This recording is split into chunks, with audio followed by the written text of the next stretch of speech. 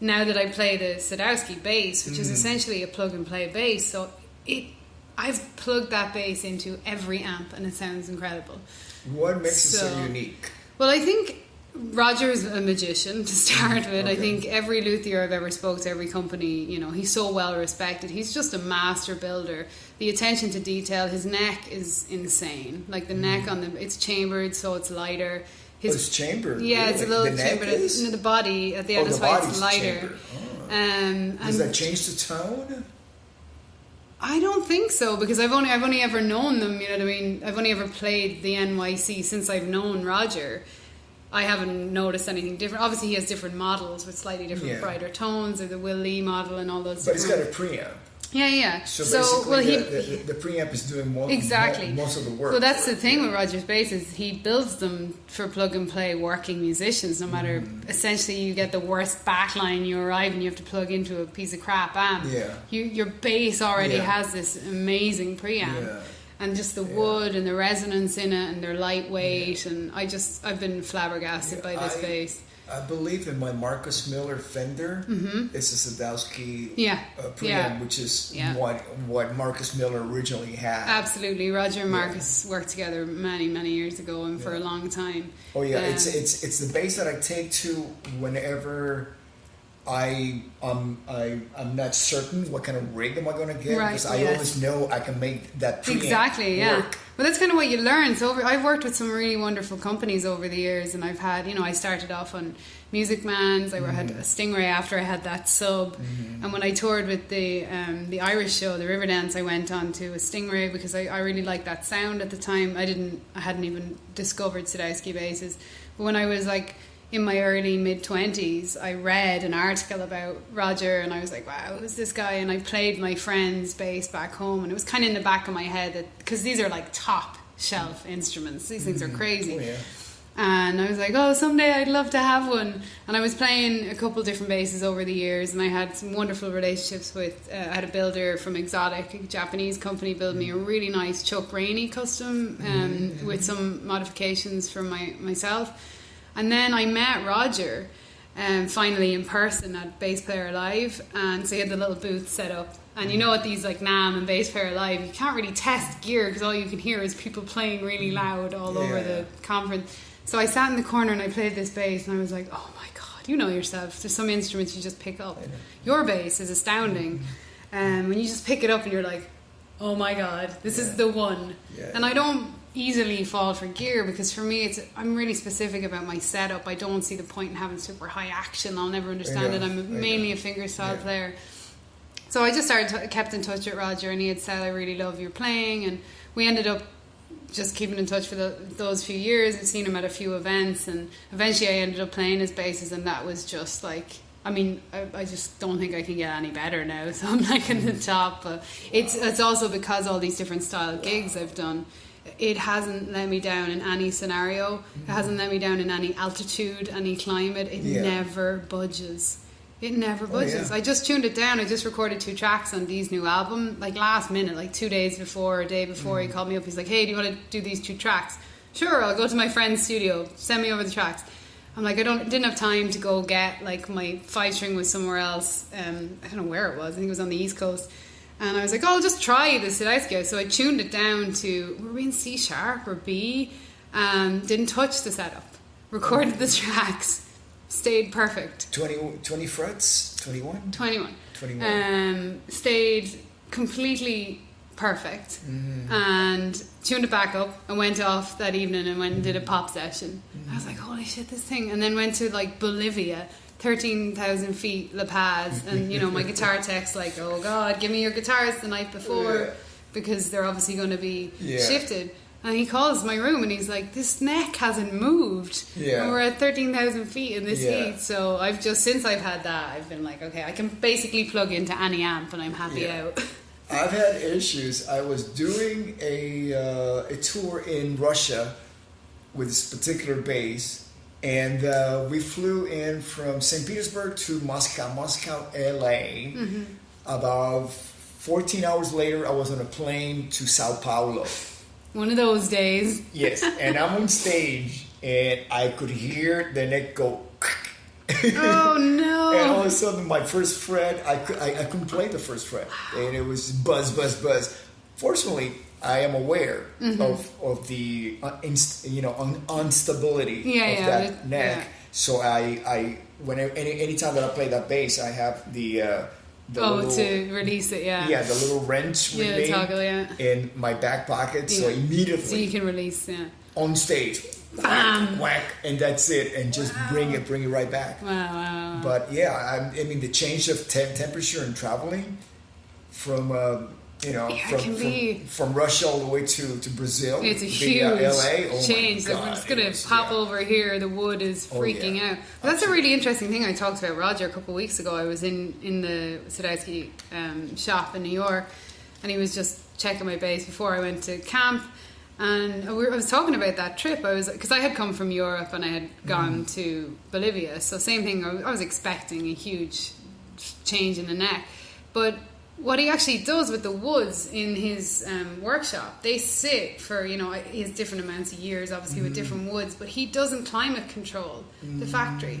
So the woods get used to all the seasonal changes in New York. So it goes hot, cold, hot, cold. So it's almost like the wood has got this memory, because he doesn't actually change. A lot of places store their wood in perfectly acclimated situations.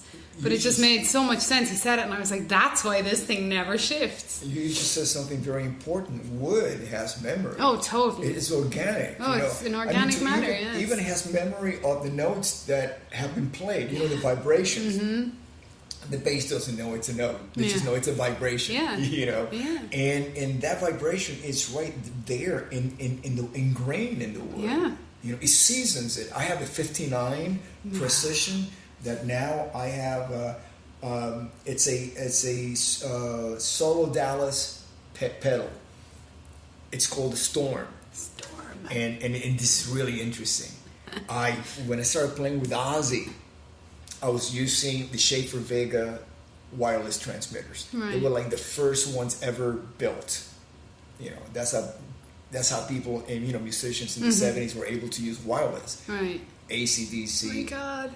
Kiss, ELO, right? So when I started playing with Ozzy, they gave me 3 units that belonged to ELO's string section and bass player. And I plugged in and I went, oh my God, this is the best tone.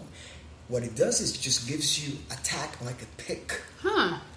It's call it voodoo or whatever. It was part of the limiter. Okay. In the unit.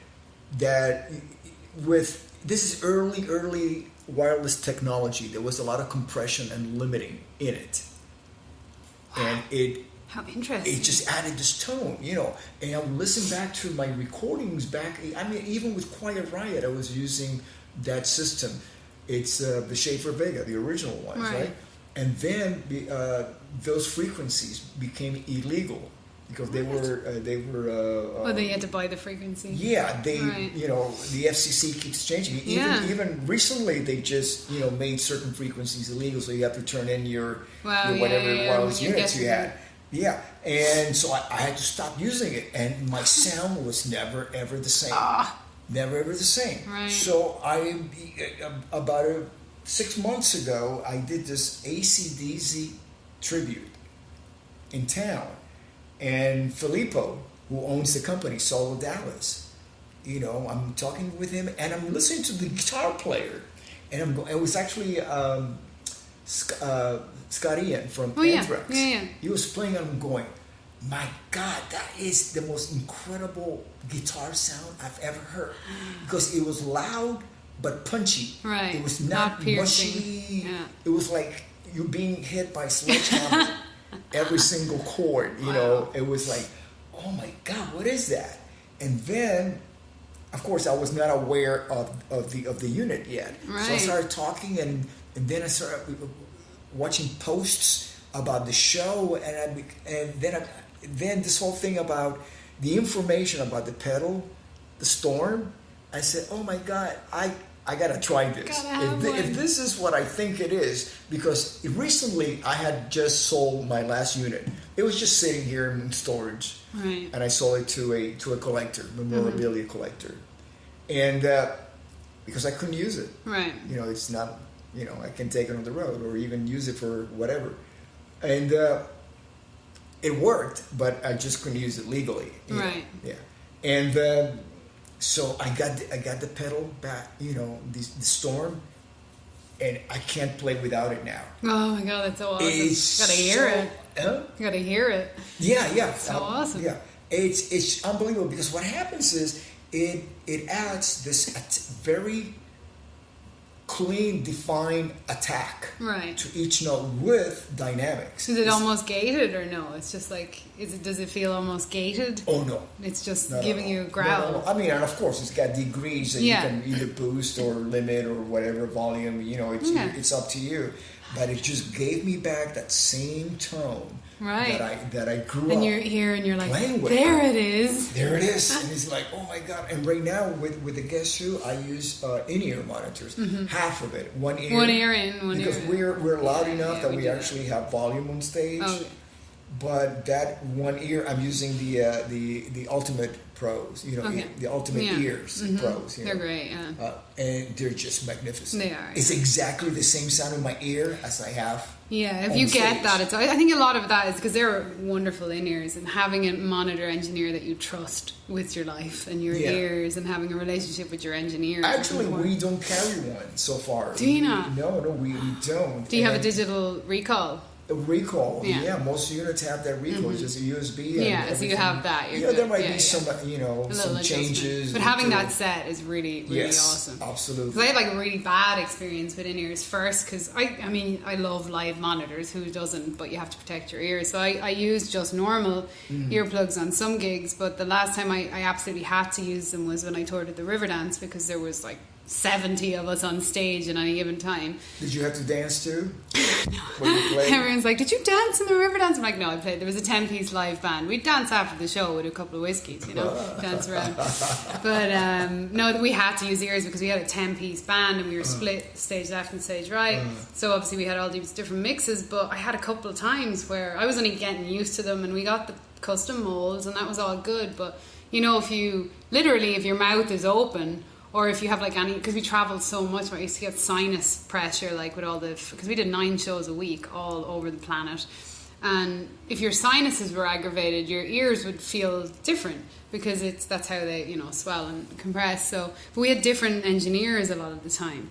And I got really bad feedback one time that left me like, my eye felt like so I was so paranoid about them. I would always have one out and then one kind of in. And then we had a great engineer for a while, and then I had another bad experience with it, and I was like, oh my God, because your ears are everything to you as a musician, so it's kind of terrifying if you don't have... Now it's obviously a lot better because you have your recall desks. I think we were just sort of getting used to it, and when I first started using them, it was just the engineer mixing live, and it was like, oh God, and if there was ambient mics and there was feedback in the room or stuff, we had a couple of situations where it was like, oh my God, my ears, so I would just rip them out. Yeah, you gotta protect them.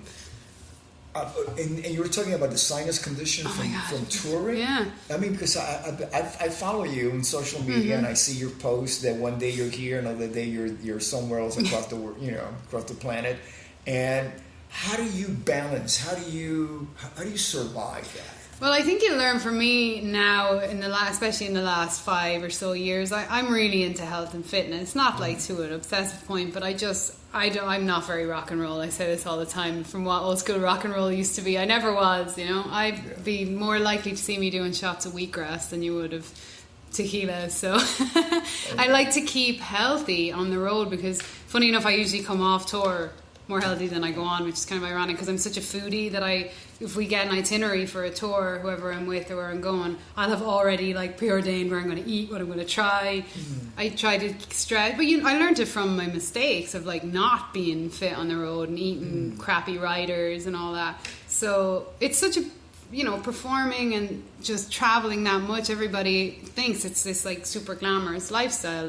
When you're a hired gun, it's really not at all. But you have to, you could be going stage to flight, you get into you got your lobby calls at 4 a.m, nobody's sleeping till noon, long drives, show, go, and it's all wonderful. But if I don't stay on top of just feeling good and staying hydrated and eating clean and staying fit, at least to some extent, then I won't enjoy the performance.